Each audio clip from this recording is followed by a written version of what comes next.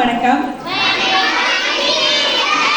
இதுவரை இங்கு மிக சிறப்பாக நடைபெற்ற மன்ற துவக்க விழாவில் என்றுமே மாணவ செல்வங்களையும் ஆசிரியர்களையும் தமது இனிமையான வார்த்தையால் உற்சாகமும் ஊக்கமும் படுத்திக் கொண்டு இந்த விழாவை மிக சிறப்பாக தலைமையேற்று நடத்தி துவக்கி வைத்த நம் தலைமை ஆசிரியர் திரு மதிவாணன் சார் அவர்களுக்கு முதலில் என் மனமார்ந்த நன்றியை தெரிவித்துக் கொள்கிறேன்.